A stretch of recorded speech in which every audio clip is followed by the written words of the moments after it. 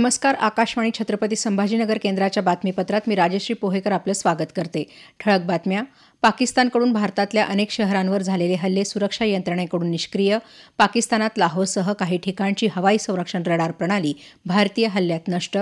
Operation सिंदूरला सर्वपक्षीय बैठकीत एकमतानं समर्थन. भारतीय सैन्य दलाचं अभिनंदन.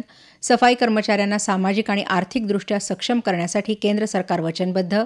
आणि राज्याच्या अनेक भागात आजही अवकाळी पाऊस. आता सविस्तर बातम्या.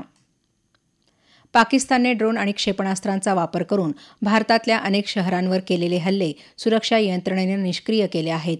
काल रात्री अवंतीपुरा, श्रीनगर, जम्मू, पठाणकोट, अमृतसर, कपूरथळा, जालंधर, लुधियाना, भटिंडा, चंदीगड आणि भुजसह भारताच्या उत्तर आणि पश्चिम सीमेवरच्या सैन्य तळांवर हल्ला करण्याचा प्रयत्न पाकिस्तानकडून करण्यात आला.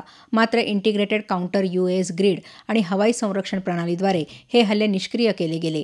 या हल्ल्यातल्या क्षेपणास्त्रांचे अवशेष अनेक ठिकाणांहून सापडत आहेत, जे पाकिस्तानी हल्ल्यांचे पुरावे आहेत. परराष्ट्र सचिव विक्रम मिस्त्री तसंच कर्नल सोफिया कुरेशी यांनी नवी दिल्लीत पत्रकार परिषदेत ही माहिती दिली.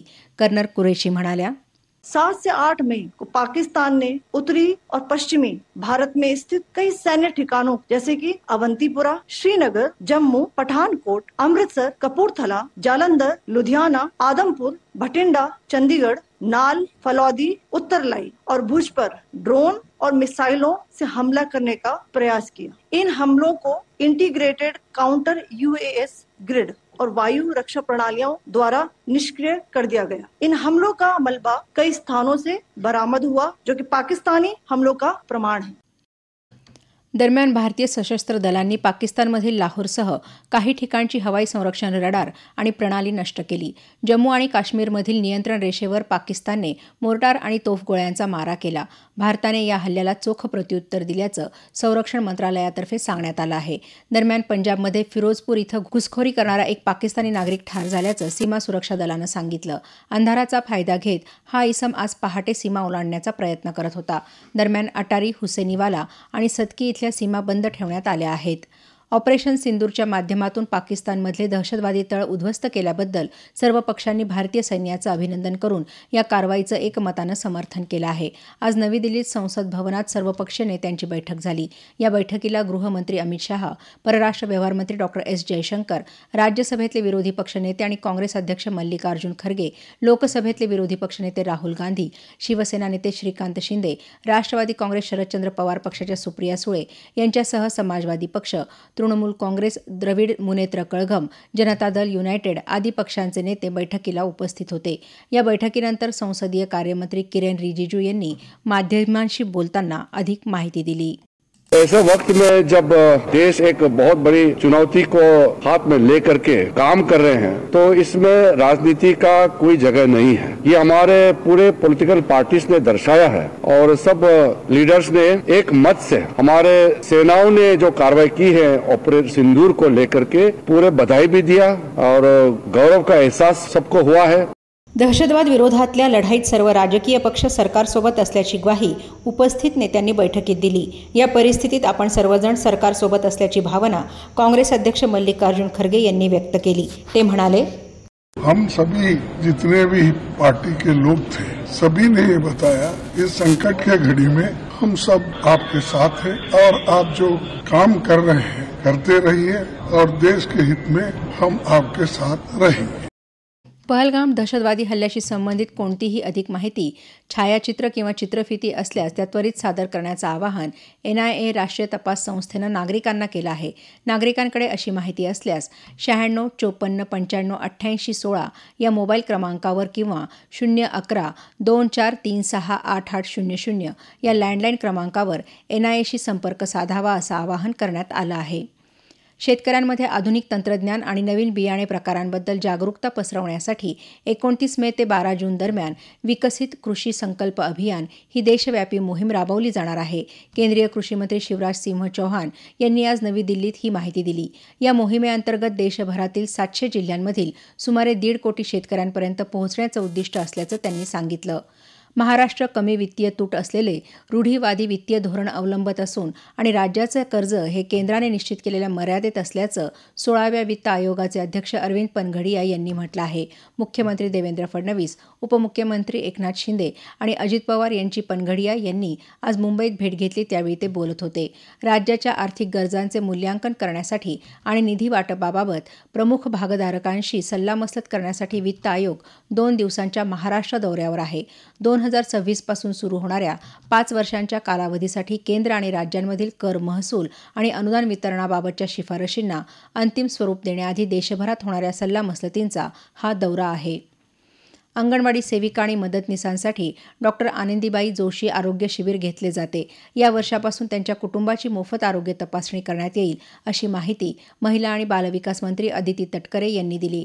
राज्य शासनाचा महिला आणि बालविकास विभाग आणि जिल्हा परिषद नाशिक यांच्या वतीने पिंक ई रिक्षा वितरण तसंच विविध शासकीय योजनांचा लाभ वितरण सोहळा आज सकाळी नाशिकमध्ये झाला, त्यावेळी त्या बोलत होत्या. महिला आणि बालकांच्या विकासासाठी परिश्रम घेणाऱ्या अंगणवाडी सेविका आणि मदतनीस यांच्या आरोग्याची काळजी घेणे ही आपल्या विभागाची जबाबदारी असल्याचं तटकरे यांनी नमूद केलं. हे बातमीपत्र आकाशवाणीच्या छत्रपती संभाजीनगर केंद्रावरून देत आहोत. आमची सर्व बातमीपत्र आपण news.air.gov.in या वेबसाईट आणि ॲपवर, ट्विटर आणि फेसबुक पेजवर तसंच AIR छत्रपती संभाजीनगर या यूट्यूब चॅनलवर कधीही आणि कुठेही आपल्या सुविधेनुसार ऐकू शकता. नमस्ते योजनेच्या माध्यमातून सफाई कर्मचाऱ्यांना प्रतिष्ठा प्रदान करून सामाजिक आणि आर्थिकदृष्ट्या सक्षम करण्यासाठी केंद्र सरकार वचनबद्ध असल्याचं केंद्रीय सामाजिक न्याय मंत्री वीरेंद्र कुमार यांनी म्हटलं आहे. ते आज छत्रपती संभाजीनगर इथं सामाजिक न्याय आणि अधिकारिता मंत्रालयाच्या कार्यक्रमात बोलत होते. National action for mechanised sanitation ecosystem ही योजना पुढील 3 वर्षात देशातील सर्व 4,800 पेक्षा अधिक नागरी स्वराज्य संस्थांमध्ये लागू केली जाणार आहे. त्यासाठी 349 कोटी 70 लाख रुपये खर्च येणार असल्याचं वीरेंद्र कुमार यांनी सांगितलं. पालकमंत्री संजय शिरसाट यावेळी उपस्थित होते. या कार्यक्रमात वीरेंद्र कुमार यांच्या हस्ते 5 कामगारांना आयुष्मान कार्डचं तसंच 16 सफाई कामगारांना PPE किटचं वितरण करण्यात आलं. स्वच्छता उद्यमी योजनेअंतर्गत कर्ज मंजूर पत्रही यावेळी प्रदान करण्यात आली. वीरेंद्र कुमार यांच्या हस्ते छत्रपती संभाजीनगर महानगरपालिकेला सांडपाणी व्यवस्थापनातील अद्ययावत ERSU किटचं हस्तांतरण करण्यात आलं. वीरेंद्र कुमार यांनी यावेळी महानगरपालिकेच्या विविध लोकोपयोगी यंत्रांची पाहणी करून तांत्रिक सुसज्जतेबद्दल समाधान व्यक्त केलं. DNT युनिट्सच्या सक्षमीकरणासाठी एक छत्री योजना तयार करण्यात येत असून येत्या 5 वर्षात अंदाजे 200 कोटी रुपये खर्च करून शैक्षणिक सक्षमीकरण, आरोग्य उपजीविका, जमीन आणि गृहनिर्माण यावर भर दिला जाणार असल्याचं कुमार यांनी सांगितलं. आज छत्रपती संभाजीनगर जिल्ह्यातल्या तिसगाव इथं या योजनेसंदर्भात कुमार यांच्या उपस्थितीत बैठक झाली, त्यावेळी ते बोलत होते.